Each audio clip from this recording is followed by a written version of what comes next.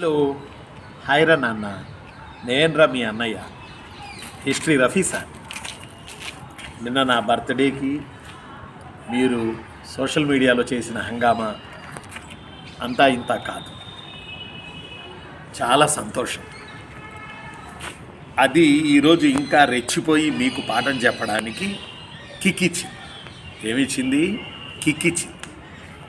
ఈ నేపథ్యంలో మనం ఏపీడిఎస్సి టెట్ స్కూల్ అసిస్టెంట్స్కి సంబంధించి మనం sem 1 8th class text book sem 1లో 4 పాఠాలు పూర్తి చేసుకున్నాం.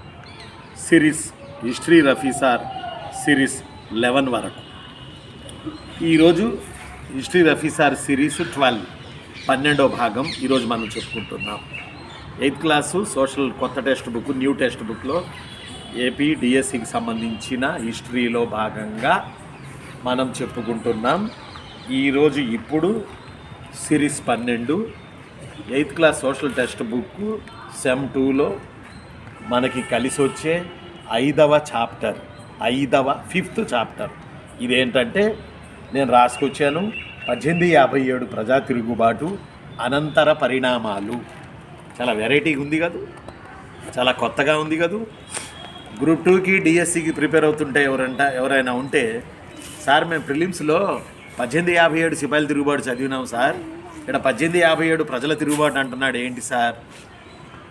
డిఎస్సి పుస్తకాల్లో, సోషల్ పుస్తకాల్లో 1857 ప్రజా తిరుగుబాటు అంటాడేంటి సార్? 1857 సిపాయిల తిరుగుబాటు కదా సార్, ప్రజా తిరుగుబాటు అంటాడేంటి సార్ అని అనంతర పరిణామాలు అన్నాడు. యాక్చువల్లీ ఈ పేపర్ ఈ పాఠం రాసిన మహానుభావుల దృష్టిలో ప్రజా తిరుగుబాటు అయి ఉండొచ్చు. ఎందుకంటే రైతులు తిరగబడ్డారు, చేనేతకారులు తిరగబడ్డారు, సామాన్య ప్రజలు తిరగబడ్డారు, వీళ్ళని ఒకప్పుడు ఏడిపించిన జమీందారులు తిరగబడ్డారు. అందరూ సమాజంలోని అన్ని వర్గాలు బ్రిటిష్ వాళ్ళ వలసవాద సామ్రాజ్యవాద దోపిడీ విధానం వల్ల సఫరింగ్ ఫ్రమ్ ఫీవర్.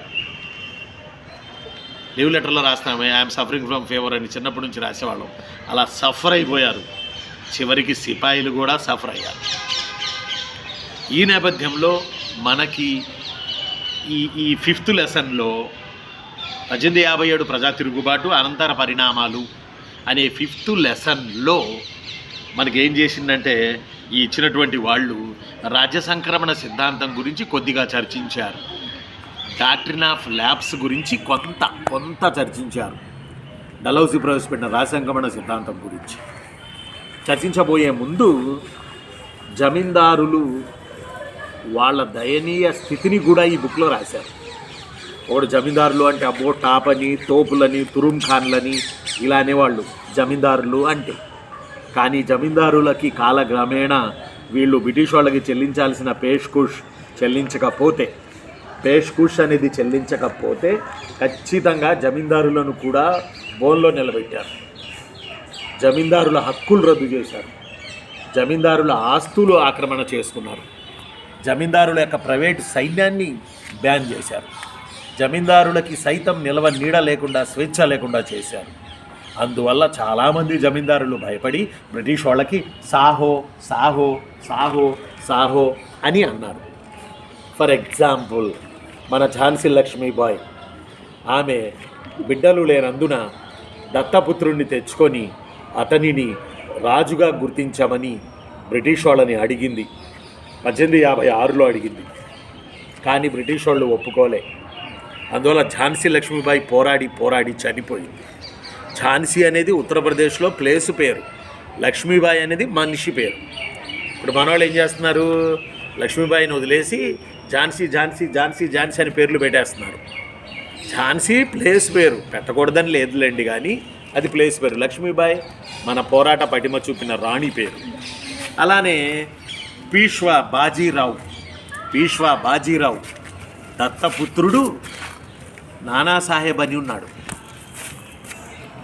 ఈ నానాసాహెబ్ అసలు పేరు ధోండూ పంత్.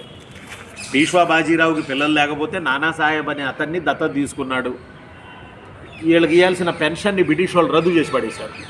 నానాసాహెబ్ చెప్పులు అరిగేలా తిరిగాడు. మా పెన్షన్ మాకు రానియండి బాసు అని. లేదు, నువ్వు వారసుడివి కాదు, నీకు రావు, నీకు ఇవ్వాలంటే బోల్డ్ అంత ఇవ్వాలి మేము అమౌంట్ అన్నారు. అక్కడ దానికి ఎందుకు 1856లో కొంచెం కాలు పుడుతుంది.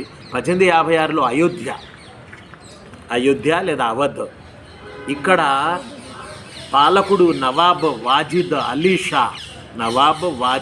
షాకి 12 మంది పిల్లలరా. అయినా రాజసంక్రమణ సిద్ధాంతం అమలు చేయడానికి కుదరదు. సంతానం లేని స్వదేశీ సంస్థానాధీశుల సంస్థానాలను ఆక్రమించుకోవడమే రాజ్య సంక్రమణ సిద్ధాంతం అవ్వగా డల్హౌసీకి సంబంధించి ఇక్కడేమో 12 మంది సంతానము, మరి ఏ విధముగా ఆక్రమించదరు? అందువల్ల ఒక కుట్రకి తెరదీశారు బ్రిటిష్ వాళ్ళు. ఆ కుట్ర ఏంటంటే పాలన సరిగ్గా లేదు, దట్స్ వై మేము ఆక్యుపైట్ చేస్తున్నాం, ఆక్యుపైట్. పాలన సరిగ్గా లేదు, నువ్వెవడ పాలన సరిగ్గా లేకపోతే మేము చూసుకుంటాం, మా సంస్థానం తరతరాలుగా మేము రాజుగా మేము వస్తున్నాం, నువ్వెవడవే మమ్మల్ని ఆక్రమించుకోవడానికి? లేదు, పాలన సరిగ్గా లేకపోతే ఈ దేశంలో ఏ సంస్థానాన్నైనా మేము అన్యాయంగానైనా ఆక్రమించుకుంటాం అని 1856లో డల్హౌసీ అన్యాయంగా అయోధ్య సంస్థానాన్ని ఆక్రమించుకున్నాడు. ఇది అన్యాయం కాదు, పరిపాలనా నెపంపై.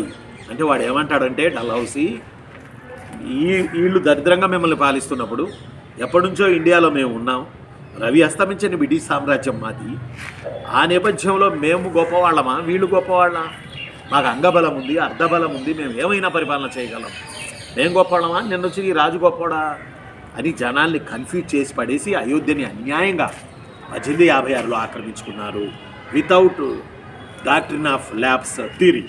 ఇదిలా నడుస్తుండగా ఇంకా గ్రామీణులు సఫర్ అయ్యారు, జమీందారులు సఫర్ అయ్యారు, ప్రజలు సఫర్ అయ్యారు, అసలు అన్ని వర్గాల వాళ్ళు సఫర్ అయ్యారు. ఇప్పుడు వంతు సిపాయిల చేతికి వచ్చింది. ఇప్పుడు వంతు ఎవరికి వచ్చింది? సిపాయిల చేతికి వచ్చింది.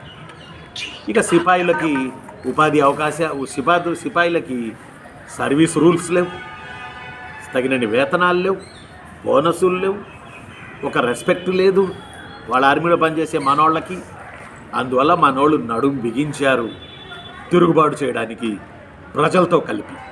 అందువల్ల ఈ పాఠం హెడ్డింగ్ ఏంటంటే 1857 ప్రజా తిరుగుబాటు అనేది ఈ పాఠం హెడ్డింగ్. ఈ నేపథ్యంలో బ్రిటిష్ వాళ్ళకి అనేక చోట్ల వలసలు ఉండేవి. ఇక్కడే కాదు ఇక్కడే కాదు, బ్రిటిష్ వాళ్ళకి అనేక చోట్ల వలసలు ఉండేవి. ఆ వలసల్లో యుద్ధాలు సంభవించినప్పుడు మన ఆర్మీని వెంకి అక్కడికి తీసుకెళ్ళి యుద్ధాల్లో పాల్గొనేటట్టు చేసేవాళ్ళు. మన వాళ్ళని, బ్రిటిష్ ఆర్మీలో పనిచేసే మన ఇండియన్స్ని మన వాళ్ళు అడ్డం తిరిగారు. మీరు సముద్రాల మీద మేము రాము, 3 సముద్రాలు, మనకి ఏటెళ్ళిన సముద్రాల మీద వెళ్ళాలి, అవుట్ ఆఫ్ దేశాలకు వెళ్ళాలంటే, కాబట్టి సముద్రాల మీద మేము రాము, మా ఆచారం అది, మా సంప్రదాయం అది అని 1824లో బర్మాకి వెళ్ళమంటే భారతీయ సైన్యం మేము వెళ్ళము అని అడ్డం తిరిగితే విపరీతంగా మన సైన్యాన్ని కొట్టి శిక్షించారు. 1824 బర్మాకి వెళ్ళమంటే వెళ్ళము అని చెప్పి మనం అడ్డం తిరిగారు. ఎందుకంటే మన హిందువులు సముద్రాంతర ప్రయాణం చెయ్యరు. ఎందుకు చెయ్యరంటే సముద్రాల అవతాలకు వెళ్తే అక్కడున్న అవలక్షణాలు తగిలించుకొచ్చి మన సమాజంలో తగిలిస్తారు అని. ఇప్పుడు తగిలించట్లా, అమెరికా వెళ్ళి ఆస్ట్రేలియా వెళ్ళి వచ్చి అక్కడ లక్షణాలు ఇక్కడ, మన సనాతన ధర్మం ఏమైపోవాలి, ఇలాంటి నేపథ్యం అన్నట్టు. కాబట్టి మేము సముద్రాలు దాటం. ఎప్పుడో చెప్పాడురా మనుధర్మశాస్త్రంలో హిందువులు సముద్రాంతర ప్రయాణం చెయ్యరాదు అన్నాడు మనుధర్మశాస్త్రంలో. దాన్ని పట్టుకొని మనోళ్ళు అడ్డం తిరిగారు. భయం, మన కల్చర్ దెబ్బతింటదేమో, బయట కల్చర్ తెచ్చి మన కల్చర్ని కలుషితం చేస్తారేమో అనే భయం. 1824లో మన వాళ్ళు బర్మాకి వెళ్ళను అన్నారు. అందువల్ల వాళ్ళను శిక్షించారు పాపం ఆర్మీని, మన వాళ్ళని. అలానే 1856లో ఒక చట్టం తెచ్చాడు లార్డ్ కానింగ్ 1856లో ఒక యాక్ట్ తెచ్చాడు 1856లో. ఆ చట్టం ఏంటో మీకు తెలుసునా? ఇక పైన సముద్రాలు దాటి ప్రపంచంలో మేము ఎక్కడికైనా పంపుతాం, మాకు వలసలు ఏడైనా ఉన్నాయి వరల్డ్లో, రవి అస్తమించని బ్రిటిష్ సామ్రాజ్యం, మేము సముద్రాల మీద మిమ్మల్ని ఎక్కడికైనా పంపుతాం, మీరు వెళ్ళాలి, వెళ్ళేటట్టు అయితేనే ఇందులో జాయిన్ అవ్వండి, ఈ ఆర్మీలో జాయిన్ అవ్వండి అని 1856లో ఒక చట్టాన్ని తీసుకొచ్చాడు లార్డ్ కానింగ్. అలానే గ్రామాధికారులు సఫర్ అయ్యారు, స్వయం పరిపాలన లేకుండా పోయింది.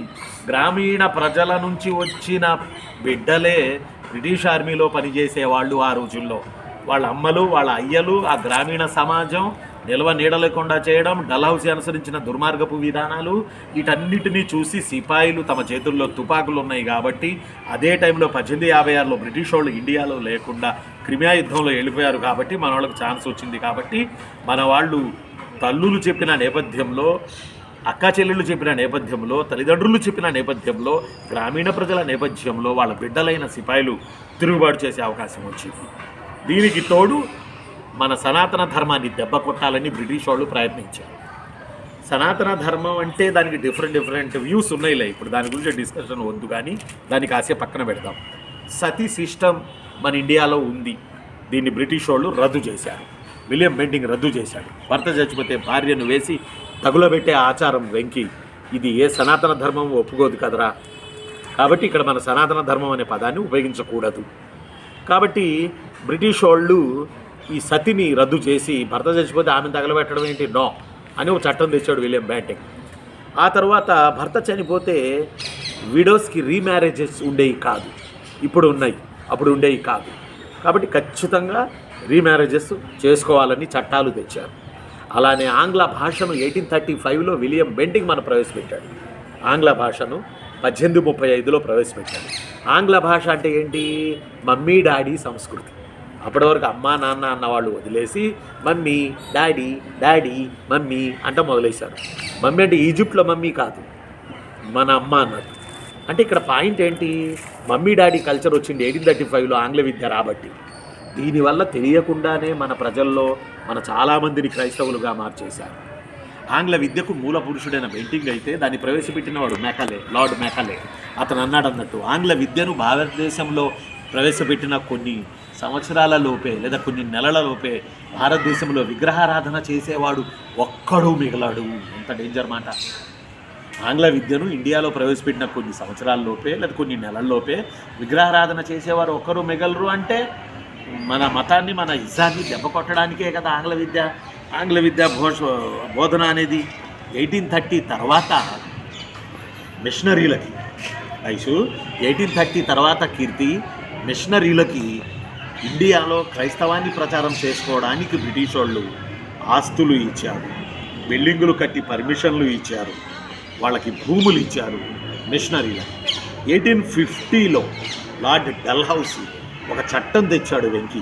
1850లో 1850లో మీ టెక్స్ట్ బుక్ రాసుకుని వచ్చి మరీ చెప్తున్నా, ఏది చెప్పాలో ఏది చెప్పకూడదో రాసుకుని వచ్చి మరీ చెప్తున్నా. ఎక్కువ చెప్పాను అనుకోండి అది గ్రూప్ 2 అయింది. మీ టెక్స్ట్ బుక్ ప్రకారమే చెప్తున్నా, ఎందుకంటే క్వశ్చన్లన్నీ మీ టెక్స్ట్ బుక్లో ఇస్తాడు కాబట్టి. అందువల్ల చూడండి, నోట్స్ పెట్టి మరీ రాసి మీకు చెప్తా ఉన్నాను. నేను మీ టెక్స్ట్ బుక్ చూసి రాసి చెప్తా ఉన్నాను. 1850లో డల్హౌసీ స్వదేశీ ఆస్తి హక్కు చట్టం అని తెచ్చాడు వెంకి. అంటే అర్థం ఏంటో తెలుసారా, మీ తండ్రి ఆస్తి మీకు రావాలంటే మీరు క్రైస్తవులుగా మారాలి.